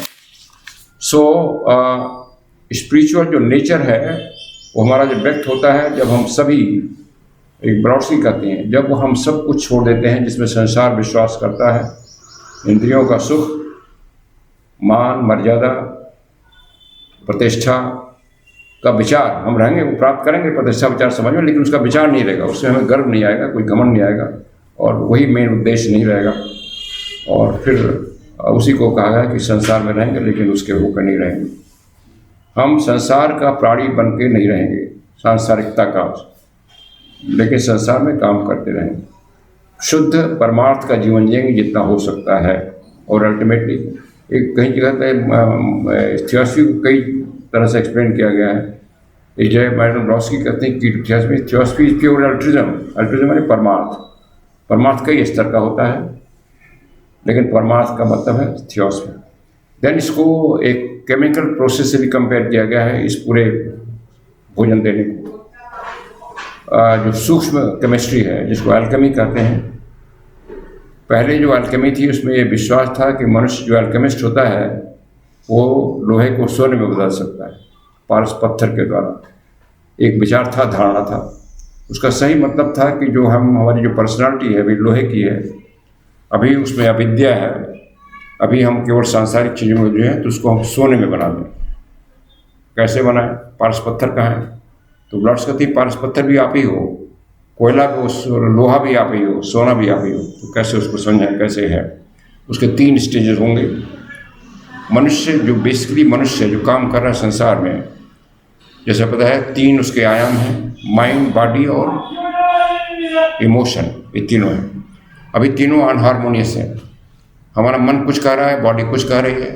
उदाहरण के लिखें, कोई स्वादिष्ट भोजन आया आपके सामने, खीर आई है, बड़ा अच्छी है, आपने खा लिया, पेट भरने वाला, लेकिन बॉडी कह रही थोड़ा और ले लीजिए। या कोई कह रहा है हमारी बहन, हमारा जो होस्ट है कह रहा है थोड़ा और खाइए, बॉडी कहेगी खा लीजिए, लेकिन जो मन है वो कहेगा नहीं, अब पेट खराब हो जाएगा। तो मन और बॉडी में एक संघर्ष शुरू हो जाता है, तारतम्यता, हार्मोनियस रहते हैं। इसी तरह इमोशंस में तारतम्यता नहीं। तो पहला स्टेज है अल्केमी का, या सोने को या लोहे को सोना बनाने का ये था, पहला तीनों को तारतम्यता में लाना, तीनों एक तरह का सोचें, एक तरह का काम करें। और इसी को द फीट ऑफ मास्टर कहते हैं। आपको विवेक लगाइए कि बॉडी की इच्छा है कि आपके मन की इच्छा है, कहाँ की इच्छा है, तो वो हमें समझना है और तीनों को तारतम्यता में। वो पहला स्टेज है उस अल्केमी का। दूसरा स्टेज है कि जो हमारी पर्सनालिटी है, लोअर को हम पर्सनालिटी कहते हैं, आप सभी जानते हैं, फिजिकल बॉडी और लोअर मेंटल और भावना, और ऊपर का आत्मा बुद्धि मन हायर पर्सनालिटी है। तो जो हमारी पर्सनालिटी है वो हमारे इंडिविजुअलिटी को नहीं जानती, लेकिन जो इंडिविजुअलिटी है वो लोअर पर्सनालिटी को जानता है। तो हमें क्या करना है, हम लोअर पर्सनालिटी को ट्रेनिंग दें या बाध्य करें या अपनी साधना द्वारा उसको बताएं कि तुम्हारा वो मास्टर तो ऊपर है, उसके ऊपर ध्यान दो, तुम्हारा पेरेंट ऊपर है, उसका कहना मानो। मैंने दोनों को तारतम्यता में लाए। उसका मतलब क्या है, जो हमारा स्वार्थ है, जो आत्म केंद्रित है, स्व केंद्रित है, उसको हटाएं। और जो ऊपर का जो जीवात्मा है, जिसका नेचर है, व्यापक नेचर है, एब्स्ट्रैक्ट नेचर है, सबको एक समझने का नेचर है, अपने को समझने का, उसके तारतम्यता में दूसरा स्टेज है। और तीसरा स्टेज है जो हमारी इंडिविजुअल है, जो आई है, अहम है, जीवात्मा, वो अभी यूनिवर्सल को नहीं जान रहा है या परमात्मा को नहीं जान रहा, तो उसको उससे जोड़ना है। जो ये जब जाने कि तुम अकेले नहीं हो, जैसे वो महात्मा कह रहे हैं, वो दो साग के दृष्ट वत्तवदा कि अलगाव जो हम समझ रहे हैं अपने पर, अहम, वो विधर्म है, वो भ्रम है, वो अविद्या है, और वही सारे अंधविश्वासों का जड़ होता है। तो उसको जाने और यूनिवर्सल से मिलें। तो उसमें मुख्य दो चीज़ें होंगी कि हम अपने बुराइयों को देखें, ऑब्जर्व करें। बुराई सब में होती है, कोई मनुष्य परफेक्ट नहीं है। और मेडिकल जो ये जो है, जो अवेयरनेस और माइंडफुल मेडिटेशन का एक पर्पज़ है कि अपने सबको अपने को निष्पक्ष भाव से देखें, अपनी कमजोरियों को देखें, अपनी कमियों को देखें और उनको धीरे धीरे कम करें, और अपने जो गुण हैं, जो चरित्र हैं, उनको बढ़ाएं, या जो गुण नहीं है उनको लाने की कोशिश करें। इसको हमने यहाँ एक फार्मूला फॉर्म में बताया है। पी माने पर्सनालिटी है, इसमें जितनी ईविल है उसको देखें और उसको -x पावर से घटा दे जाए। कैसे घटाएंगे, जैसे शाम को जो हम वो अवलोकन मेडिटेशन करते हैं 10 मिनट का, उसमें देखें दिन भर क्या किया हमने, क्या सोचा है, क्या विचार किया है। कहीं ना कहीं कोई गलती जरूर होगी, किसी को हमने कर्कश शब्द बोल दिया हुआ, किसी को हमने अपमान कर दिया हुआ, किसी को कुछ कर दिया हो, तो उसको ऑब्जर्व करें और ये करेंगे, अगले दिन हम कम करेंगे, तो अगले दिन आपकी वो अवगुण कम हो जाएगा। इसी तरह रोज ऑब्जर्व करेंगे तो काफ़ी प्रगति होगी। और इसी तरह वर्चू, सब में कुछ गुण ही है, ये उन खराब से खराब आदमी गुण है, उसको देखें वो, और देखने से वो गुण बढ़ेगा, उसको और इस्तेमाल करें, और जो नहीं है उसको लाएं, उसको वी माने वर्चू, उसको +y से बढ़ाएं। तो पूरा इस फॉर्मूले से हम रियल इंडिविजुअलिटी पहुँचते हैं और फाइनली वो यूनिवर्सलिटी में जाता है, यू में जाता है। तो जो तीनों स्टेजेस हैं, यही अल्केमी है, यही लोहे को सोने बनाने में पारस पत्थर है। पारस पत्थर क्या काम कर रहा है, हमारी विवेक काम कर रहा है, वो पारस पत्थर है, हमारी समझ काम करिए करना है, वो पारस पत्थर है। और पहला हमारा पर्सनालिटी लोहे की तरह है, सुंदर नहीं है, चमकदार नहीं है, सोने की तरह, अब वो सोना बन जाता है और हम अपनी उस केमिकल प्रोसेस से यात्रा पूरी करते हैं। ये तीनों स्टेज हैं जो योग शास्त्र की धारणा, ध्यान, समाधि की तरह हैं। धारणा माने पहले फोकस करना पड़ेगा, हमारी बुराइयाँ हमारी क्या हैं, हमारी आदतें क्या हैं, और ध्यान, फिर उसको थोड़ा विचार करना पड़ेगा, मनन करना पड़ेगा, और फिर समाधि पहुँचेंगे, हम उसके फुलफिल कर लेंगे। फिर ये कहा गया है कि इस प्रोसेस से जो अल्केमी का जो प्रोसेस है, इसे मनुष्य की पर्सनालिटी, उसमें ऐसी इंडिविजुअलिटी, पर्सनालिटी ऐसी हो जाना चाहिए कि फ्रिक्शनलेस मशीन हो जाना चाहिए। जो मैकेनिक्स का सिद्धांत है, हमारे क्रोज जी भी इंजीनियर पढ़े हैं, इसमें कोई और इंजीनियरिंग पढ़ा हुआ है? इंजीनियरिंग में एक मैकेनिक्स आता है मशीन डिज़ाइन में। आप जानते हैं मशीन जो डिज़ाइन होती है, तमाम तरह की मशीनें आपने देखा हो। एक कल्पना ऐसी है मैकेनिक्स में कि एक फ्रिक्शनलेस मशीन डेवलप की जा सकती है जिसमें कोई घर्षण नहीं हो। अभी किसी मशीन को चलाने के लिए आपको तेल, डीजल या पेट्रोल या क्या बिजली देनी पड़ती है या भाप देनी पड़ती है, उसके लिए बिना नहीं चल सकती। क्या ऐसी कोई मशीन बन सकती है, और क्यों देना पड़ता है? क्योंकि मशीन जब काम करती है तो उसमें फ्रिक्शन होता है, उस फ्रिक्शन से उसको एनर्जी खत्म होती है तो एनर्जी देने के सब देना पड़ता फ्यूल। जैसे हमारी बॉडी है, जो भोजन करते हैं, धीरे धीरे हम काम करते हैं, पेट खाली होता है, फिर भोजन की जरूरत पड़ती है, ये भी मशीन है। तो क्या ऐसी मशीन बन सकती है जिसमें तेल, पेट्रोल, डीजल बिना बिजली हुए चलती रहे हमेशा? एक कल्पना है, एक धारणा है, उसको फ्रिक्शनलेस मशीन का। क्या हमारा शरीर ऐसा बन सकता है कि बिना भोजन लिए, बिना कुछ के हम काम करते रहें? एक आदर्श है। तो कहते हैं अंत में आपका बॉडी फ्रिक्शनलेस मशीन की तरह हो जाना चाहिए। फ्रिक्शनलेस मशीन, बट जानबूझ के मत छोड़ दीजिए भोजन, नहीं तो मर जाएंगे। उसका मुख्य पर्पज है कि ज़्यादा फ्रिक्शन हमारे कहाँ पैदा होता है? बॉडी में नहीं पैदा होता, पेट्स में नहीं पैदा होता, ज़्यादा फ्रिक्शन वहाँ पैदा होता है, इमोशन और माइंड। तो कम से कम इमोशन और माइंड को हम ऐसा भोजन देना बंद कर दें जो उसमें फ्रिक्शन पैदा कर रहा है। तो इमोशन और माइंड अगर फ्रिक्शनलेस काम करने का है तो बॉडी की फूड की रिक्वायरमेंट कम हो जाएगी, आपकी बॉडी भी स्वस्थ हो जाएगी। तो उस तरह समझें कि हम अपने बॉडी को फ्रिक्शनलेस बनाएं, जितना घर्षण कम हो, और ज़्यादा घर्षण इमोशन और माइंड में। और इमोशन माइंड को जितना प्योरीफाई करेंगे, एक उपमा उसको सोना कहा गया, इस उपमा कहा कि फ्रिक्शनलेस मशीन काम करती है। और ये भी समझाया गया जैसे हम चलते हैं तो थकान लग जाती है। पृथ्वी को देखिए, कितने हजार, कितने अरब साल से अपनी धुरी पे घूम रही है, अपने सूरज के तारों पर घूम रही है। क्या इसकी स्पीड कम हो रही है? क्या थक रही है पृथ्वी या सारे प्लैनेट? क्या उनको बाहर से कोई भोजन मिल रहा है? कुछ नहीं मिल रहा। तो क्या हम वैसा एक आदर्श रखें अपने?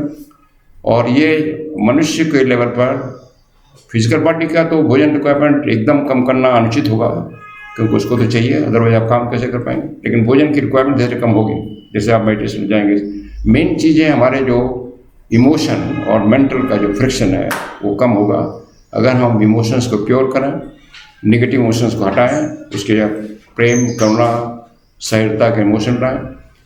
मानसिक लेवल पर वही जो नेगेटिव विचार को हटाएं, आत्म केंद्रित, स्व केंद्रित उसको हटाएं, दूसरों के लिए सोचें, डीपर फिलॉसफी को समझें, तो काफ़ी होता है। अभी अनुभव है, हमारा भी अनुभव है, आप सभी का अनुभव कि काफ़ी हद तक हो सकता है। अब लाइट एंड पाथ कहता है इसके लिए कि अपनी महत्वाकांक्षा को खत्म करो, जीवन की इच्छा ही खत्म करो, अपनी सुविधाओं का इच्छा खत्म करो, सारे सेपरेशन की, ये बहुत इंपॉर्टेंट है। जैसे महात्मा का सारी अलगावपन की भावना कम करो, एकदम नहीं होती, लेकिन आदर्श रखिए इसको, जितना कम कर सकें अलगावपन की भावना, उतना आपका जो फ्रिक्शन है कम होगा मानसिक इमोशन। और बढ़ने की भूख कम करो, माने कोई इच्छा नहीं हो कि हम बढ़ें, वो अपने आप बढ़ेगा। जैसे फूल जो है, जब उसको धूप प्रकाश मिलता है अपने आप बढ़ेगा। जब हम एक प्रोसेस करेंगे तो ग्रोथ का विकास, सोल का विकास अपने आप होगा, उसकी कोई इच्छा नहीं होनी चाहिए, क्योंकि इच्छा होने से कर्म बंधन बनता है। आगे कहता है कि सोल जो है ऐसा बढ़ना चाहिए जैसे पुष्प फूल कली से अनकॉन्शियसली खुलता है, वैसा होना चाहिए। तो जब हम इस स्टेट में आएंगे, इस एटीट्यूड में आएंगे, तो हमें सोचना नहीं पड़ेगा हमारा सोल विकास कर रहा है, वो अपने आप होगा। वॉइस ऑफ साइलेंस में इसको कहा गया है कि harmony with in must be attend. इसके लिए समरसता आना जरूरी है। अभी तक हमारा जो अंदर जो है समरसता नहीं है, माने वही अंदर की यात्रा वो। और इसके पहले की, और हमें ये भी हो रहा है कि हमें बाहर की आवाज़ों के प्रति, चाहे वो छोटी आवाज़ हो या चिघाड़ की आवाज़ हो, उसके प्रति बहरा हो जाना चाहिए। इसका मतलब क्या है? बाहर तमाम तरह के झंझट और तमाम तरह के चल रहे हैं। जब बाहर की आवाज़ की जा रही, केवल कानून सुनना नहीं, अब अखबार पढ़ते हैं, टीवी देखते हैं, तमाम तरह की चीज़ें विचार उसमें आते हैं, उसके प्रति हम संवेदनशील होना बंद करें। तमाम तरह के जीवन में सबको जहाँ जरूरत है वहाँ पर इंटरवीन करें, लेकिन उससे परेशान नहीं हो। जीवन में तो संसार में तमाम तरह के काम चल रहे हैं, हर एक अलग अलग अवस्थाओं में है। कोई झूठ बोल रहा है, कोई ये कर रहा है, कोई वो कर रहा है, वो सब हो रहा है। उसको हम सपोर्ट नहीं करेंगे गलत चीज़ों को, लेकिन उससे परेशान ना हो। तो ये है, डेफ हो जाए, और तब जो सोल है वह से सुनेगा और उसको वॉइस ऑफ साइलेंस सुनाई पड़ेगी। और इस तरह, और ये भी कहा कि परमात्मा को जानने के पहले, ऑल सेल्फ कहा गया, उसको जानने के पहले अपने जीवात्मा को जानना पड़ेगा, और जीवात्मा को जानने पहले अपने लोअर पर्सनालिटी को जानना पड़ेगा। लोअर पर्सनालिटी, इसी को स्वाध्याय कहते हैं। लोअर पर्सनालिटी को जानना क्या है?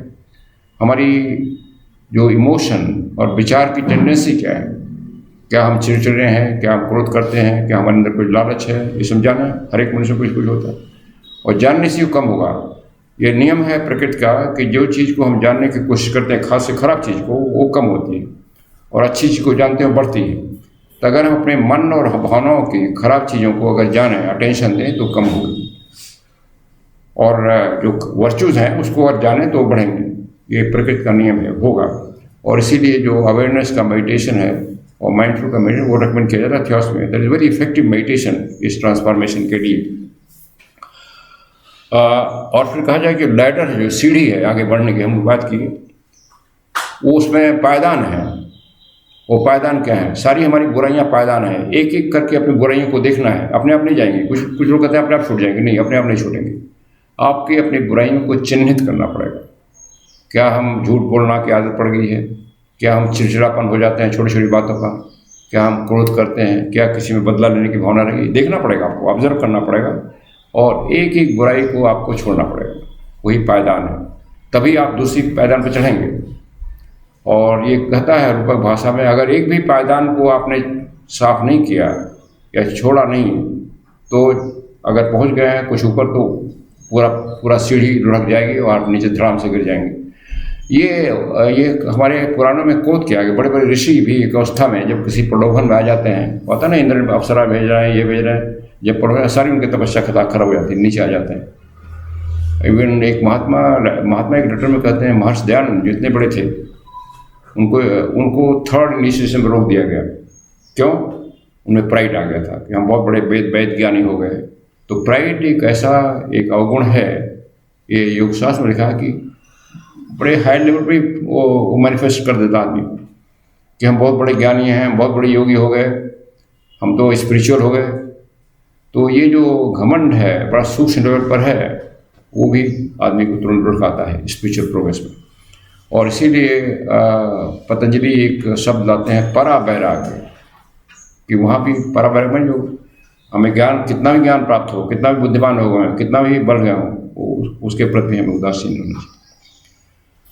देन एक पुस्तक है इमिटेशन ऑफ क्राइस्ट, आप जो ईएस में तो जानते होंगे, छोटी सी पुस्तक है। उसमें लिखा जितना हम बॉडी को तपाएंगे उतना हम आगे बढ़ेंगे। तपाए माने ये नहीं कि भूख प्यास रखें, तपाए माने शुद्ध करेंगे बॉडी को, उतना हम आगे बढ़ेंगे।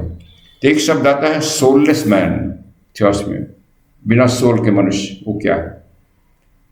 सोललेस मैन शब्द दो अवस्थाओं के लिए इस्तेमाल होता है। एक वो अवस्था जिसमें एक मनुष्य जो है एक विकेड नेचर का है, कई जन्मों तक वो सबको चोट ही पहुँचाने, सबको नुकसान पहुँचाया है, कोई अच्छा काम नहीं किया, किसी की भलाई नहीं किया, किसी को हेल्प नहीं किया। तो ऐसे आदमी का सोल जब मरने के बाद जब काम लोक में जाता है, तो काम लोक में ही उसके जो ऊपर के जो दो प्रिंसिपल हैं, आत्मा बुद्धि और लोअर का एक संघर्ष खींच होता है, रस्साकसी होती है। तो नॉर्मल प्रोग्रेस में जो होता है कि जो मनुष्य ने अनुभव किया है उसका अच्छा एसेंस, जो भी अच्छा काम किया है, वो बुद्धि को भेजता है और उसके द्वारा उसका अनफोल्डमेंट होता है। अब चूंकि इस मनुष्य ने कुछ अच्छा काम नहीं किया है, तो नीचे वाला प्रबल होता है, वो खींच, जो बुद्धि में पहले के जन्मों से कुछ अनुभव गया हो उसको भी खींच लेता है और दोनों टूट जाते हैं, विघटित हो जाते हैं। सोल का डिस्ट्रक्शन हो जाता है, सोल गेट्स डिस्ट्रॉयड।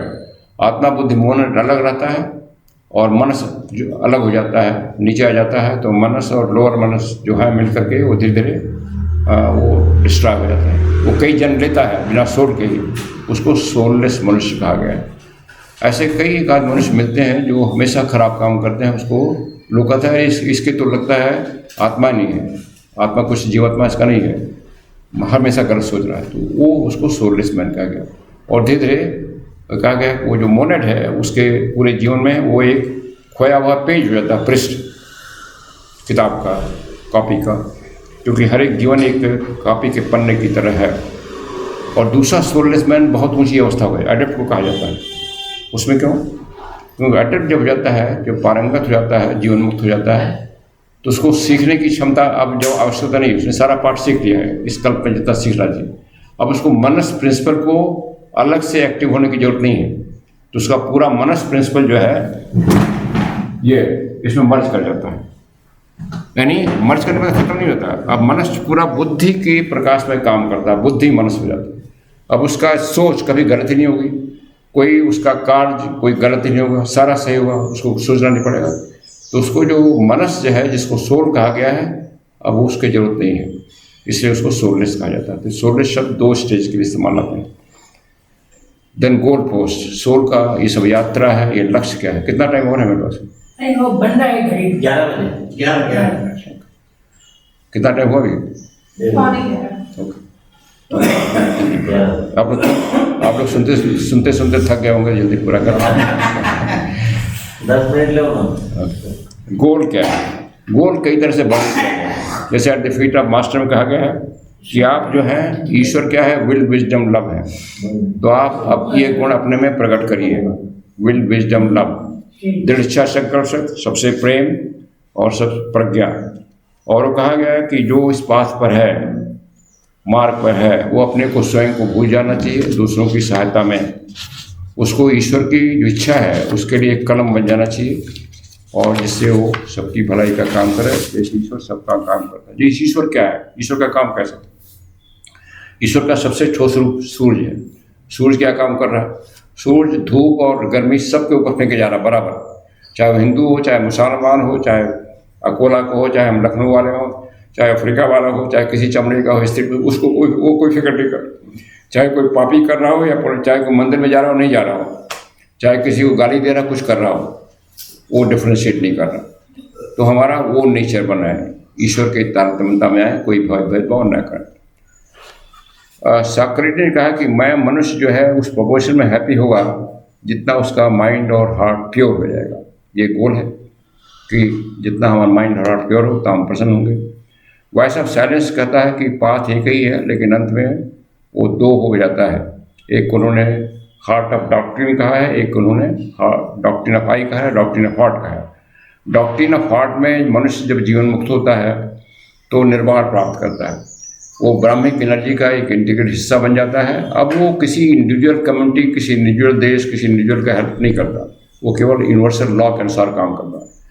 तो महायान बुद्धिज्म में वॉइस ऑफ साइलेंस बताया गया कि दूसरा चॉइस उसके पास, वो निर्वाण को त्यागे और अपनी सटल बॉडी को यहीं रोक ले, जैसे बुद्ध के बारे में कहा जाता है या हमारे महात्मा लोग हैं। वो त्याग का मार्ग है, heart of doctrine of heart है। वो निर्वाण का सुख त्यागते हैं, निर्वाण का आनंद त्यागते हैं, किसके लिए? जो पीड़ित मानवता है उनको दुख के लिए, और उनको सहायता देते हैं, उनकी मेंटल शक्ति को बढ़ाते हैं, जिससे वो जीवन को अच्छी तरह फेस कर सकें और वो भी उसी स्तर पर पहुँचे। वो त्याग का मार्ग है, परम त्याग का मार्ग है। ये सब गोल बताए गए हैं। जो सेकंड पाथ जो है वह स्व त्याग का मार्ग है, और ये दूसरों के लिए दुखी होने का मार्ग है। लेकिन इसमें ये भी कहा है कि हेल्पलेस पिटी, बुद्ध भी हेल्पलेस पिटी करते हैं, असहाय दया, हेल्पलेस दया, क्योंकि किसी को कर्म का नियम तोड़ने का अधिकार नहीं है, न बुद्ध को, न कृष्ण को, कृष्ण को। तो बुद्ध देख के दुखी होते हैं, लेकिन वो पूरा नहीं बदल सकते किसी के भाग्य, लेकिन उसको एक मेंटल ऊर्जा दे सकते हैं, स्पिरिचुअल एनर्जी, कुछ सिचुएशन को जो उसके पास आ रही है उसको अच्छी तरह फेस कर सके। उतना वो लोग करते हैं जो लोग इस आई ऑफ डॉक्ट्रिन को फॉलो करते हैं, निर्वाण को त्यागते हैं। तो ये जो गोल है, इसको कहा गया कि पिलग्रिम जो है दूसरे किनारे से वापस आ गया। और ये भी कहा गया बड़े पोएट्री भाषा में, वॉइस ऑफ साइलेंस में, जो ऐसा करता है पूरी प्रकृति झूम जाती है, प्रसन्न होती है कि एक उद्धारक आ गया है, और प्रकृति गाना गाने लगती है। तो वो सब लाए गए हैं, ये लोग गार्जियन वार बनते हैं, मार्गदर्शक बनते हैं, उद्धारक बनते हैं, और उसको ऊपर जाते हैं। और ये बताया गया यही हाईएस्ट अटेनेबल गोल अभी तक बताया गया है मनुष्य के लिए इस पृथ्वी पर। हाईएस्ट अटेनेबल गोल निर्वाण को त्यागना, मानवता की भलाई के लिए। और ये जो फैक्ट है, ये कई धर्मशास्त्रों में लिखा है कि केवल अपने प्रयत्न से ही मनुष्य पा सकता है। हमारा योग वशिष्ठ और सब में लिखा गया है कि जो ईश्वर है, जिसको हम ब्रह्मा विष्णु शिव कहते हैं, वो केवल अपने तप से उस पोजीशन पहुँचे हैं। माने वो भी कभी मनुष्य नहीं होंगे, अपने तप से वहाँ पहुँचे हैं। और ये कहा गया है कि चूँकि पहले कल्पों में लोग पहुँच चुके हैं, और चूँकि पूरा नियम वही है, पूरा विधान वही है, इसलिए इस कल्प में और फ्यूचर के कल्पों में हर एक मनुष्य अपने प्रयत्न द्वारा उस अवस्था तक पहुँच सकता है, ब्रह्मा विष्णु शिव या लोगास या बुद्ध बन सकता है। और इसीलिए इतिहास भी कहती है, नॉट ओनली मनुष्य, हर एक मिट्टी का कण भविष्य का बुद्ध है, भविष्य का ईश्वर। बहुत अच्छा, बढ़िया।